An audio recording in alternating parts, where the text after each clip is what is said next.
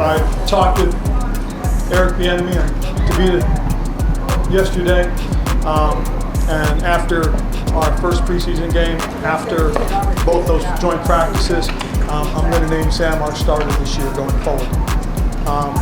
He's basically met the challenge that we talked about, and that was seeing the growth and improvement from OTAs and minicamp, and then talked about going into training camp and continue to grow and show us what he's capable of, and we've been very pleased with it. And to the point where I decided yesterday that we were going to name him the starter going into the regular season. This is the timeline it's been on all along, and I know there was a lot of consternation about him not doing it on Wednesday when I asked him, and on some level, on a human level, I feel responsible and guilty and apologize for all of the ridiculous narrative talk of the last couple of days where people actually thought this was a big deal, because it never was. This is just good process, good leadership. Just because everyone understands something is going to happen doesn't mean that we on the outside are entitled to know before the people on the inside. And because the chronology of, hey, joint practices are over, we all know in the back of our heads, hey, joint practices. After that, they're probably going to name a starter as long as one is clearly there, which either meant Sam fell on his face and it's clearly Jacoby, or he didn't and it's clearly Sam. Well, the first thing that happens literally after practice and Ron addresses his team, which, on the field addresses his team, not meetings, not whatever, is he comes and talks to us. And because I asked him the question, hey, is Sam, are you ready to name him QB1? Are you ready to name a starter? And he hasn't had the chance to talk to Sam and Jacoby. He hasn't had a chance to talk to Eric Bieniemy and Tavita Pritchard. Doesn't mean he owed us an answer. It would have been cool. I would have felt really smart because he was talking like someone who was ready to name Sam the quarterback. And again, there's a difference between knowing and saying it out loud. And I just think some of the complaining about him not saying it is just a fundamental misunderstanding. And also, if we're honest, is not how people, if they were in those situations, would want it to be handled. If you were, whether it's Sam, Jacoby, Bieniemy, or Pritchard, and the way you found out that there was an official QB1 proclamation was through the press, you'd probably not be super psyched. I mean, you'd be most psyched if you're Sam, but that's just not how you do things.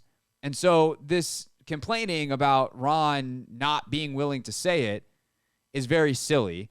Actions speak louder than words. We're allowed to be adults. We're allowed to be smart, and he handled it the right way. So that is what it is. As for the more important substance of Sam Howell being the starting quarterback, this was kind of the only move for this franchise coming out of last season. Unfortunately, fortunately, depending on how it ultimately winds up going, there weren't a lot of other options at quarterback for them. They were at a place in the draft where getting one in a draft year where getting one wasn't super feasible. The free agency options were not there. The trade options were not there. I know we spent so much time talking about Lamar, and after watching him a couple days in joint practices, you're sitting there going, damn, I wish there was a way. But there never was. My point was never with Lamar that it wasn't worth trying to get him. It's that there was no way to get him, and that it was a waste of time. And so, realistically, this has always been the best option for this team. You finally make a decision to go with a young guy, and if it works, it works, and you have your guy, and if not, the cupboard is barren. You must start over, and you quit playing these games, and you must invest high, do whatever it takes to get a guy kind of deal, which is much better, it seems, in this draft, where there are expected to be multiple first-round QBs, maybe even 2 or 3 that in another year might go 1 overall, that this is the way forward for this team. Sam's exciting. I think on a surface level of just looking at who he is, he's not a typical late-round pick. And, the 5th-round thing where you projected in the 1st round the year before, all of that, the draft status is what it is. The draft status comes from a combination of a junior year that was not as good as his sophomore year after he lost a lot of talent and he had to change his game, and the reality that when teams took a closer look, they weren't as interested as they were kind of peering in from farther away, but also that he plays a position that is in many ways a binary choice for teams in the draft. It is a bit of an exception to best player on the board. If you've got two quarterbacks, or you've got a quarterback that you imagine being entrenched for you for a long time, you're not going to invest a top 3-round draft pick in another guy. So while other teams might have had second and third round grades on Sam, much like the Commanders did, I can't remember which one they had, but it wasn't a 5th rounder. They were like, no, we have our quarterback room set. We need other things. Quarterback is not on our board. So they passed. And because of just where the league was in that particular year, he got passed over way more than he probably should have based off his talent. But I think what we've seen throughout this training camp is he's got a lot like first-round level natural talent from an arm ability. He's got very, very good mobility, plus mobility. He's got plus creativity.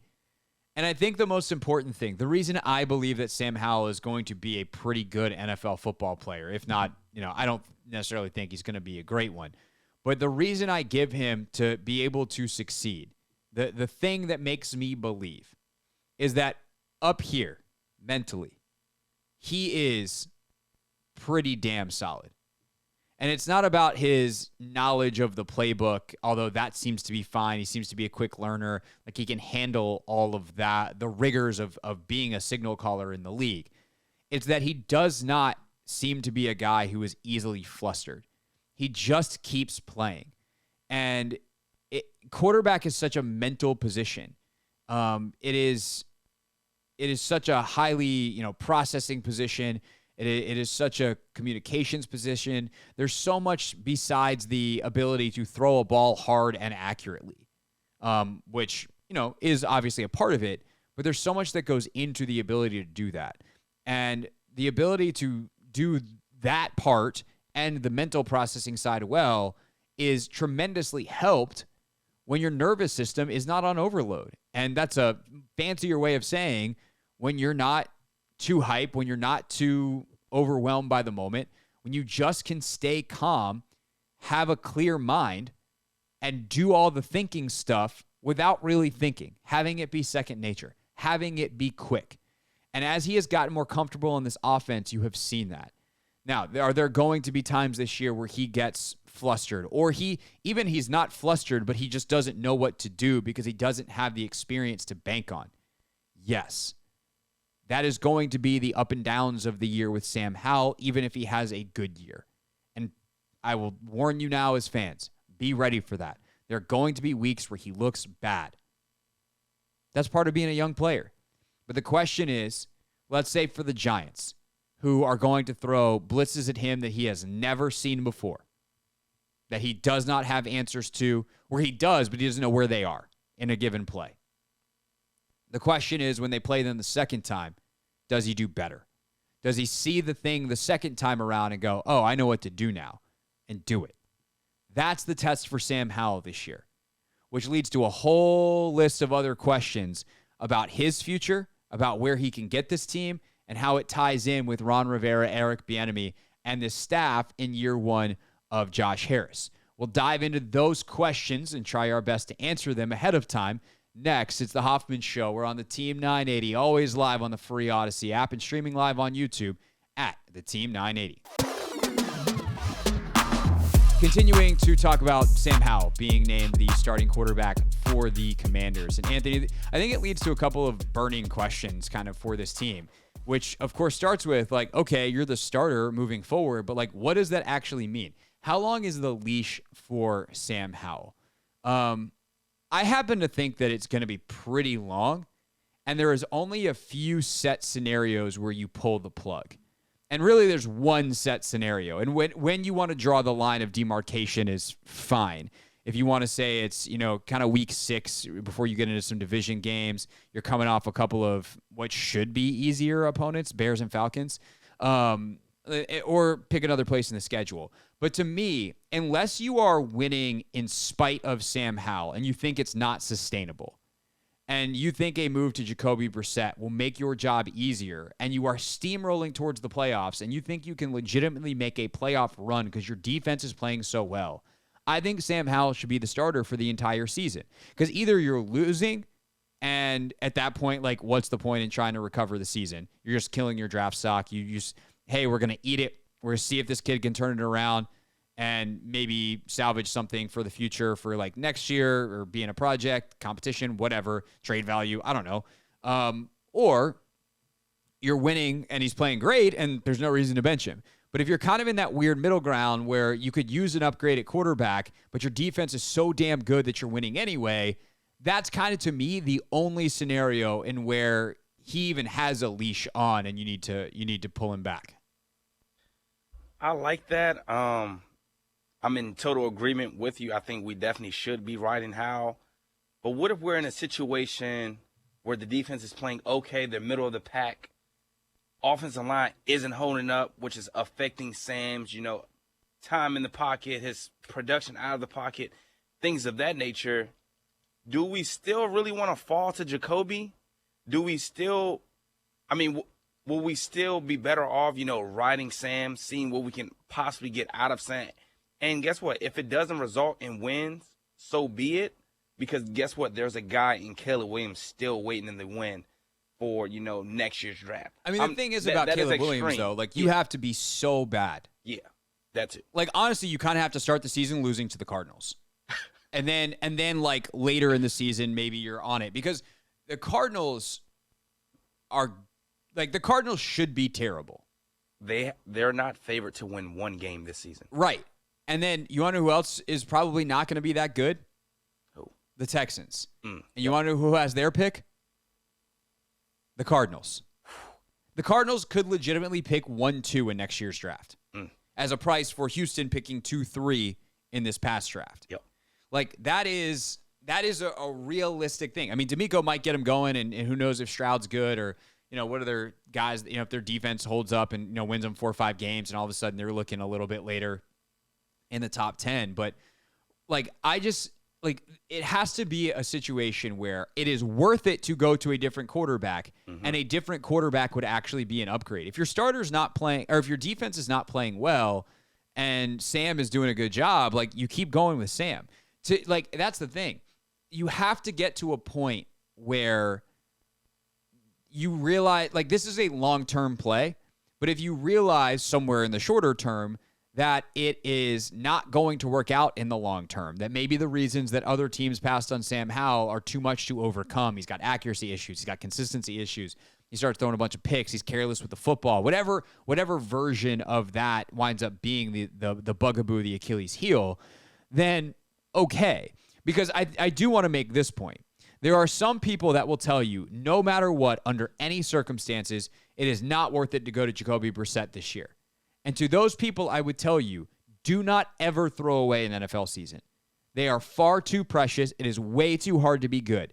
If Jacoby Brissett could get you a deep playoff run, because this defense is suddenly, all-time kind of good. They're the number one defense in football. This D-line is cooking. Chase Young, looks like a superhero. You're starting to do the math and figuring out how you can sign both Young and Sweat, because you think if you do, you're going to be competitive for the next half decade. You're doing all that in your head.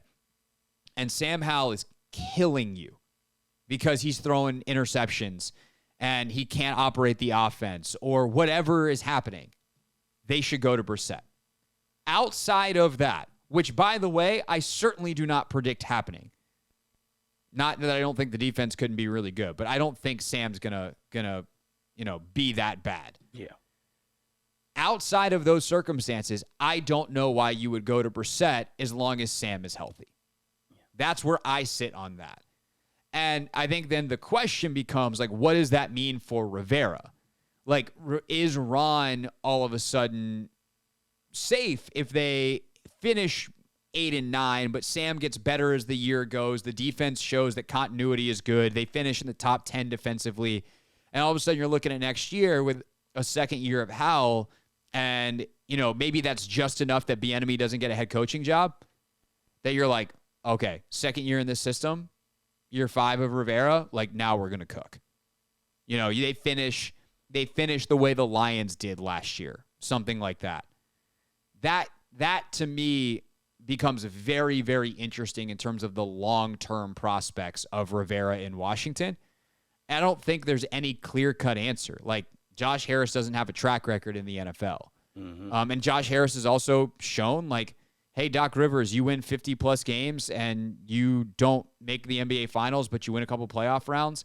Like, sorry, that's not good enough. Like, he'll set a standard, and if he doesn't think they're headed in the right direction or that you're capable of getting them to the next step, he'll pull the plug. By the same token, if he thinks you are, he'll stick with the coach. So it's like I kind of hate that we're already looking at like what ifs, you know, the day that it happens. But look, I mean, team history here is not good. This is the 7th straight year with a different week 1 starter, which we knew because, you know, Carson Wentz is not on the roster, nor was he coming back under any circumstances. But the last guy to repeat was Cousins. Can Howell be the next? I think that's the biggest question. That'd be a fun question for Monday, maybe. Do you think Sam Howell is the week 1 starter next year? Talk about some sports radio speculation. But what does all this mean for Rivera? What does it mean for Howell? Clint Yates has some thoughts. He'll join us next on the Hoffman Show here on the Team 980 and always live on the free Odyssey app. Hey, this is DA, and you're listening to the Hoffman Show on the Team 980 and the Odyssey app.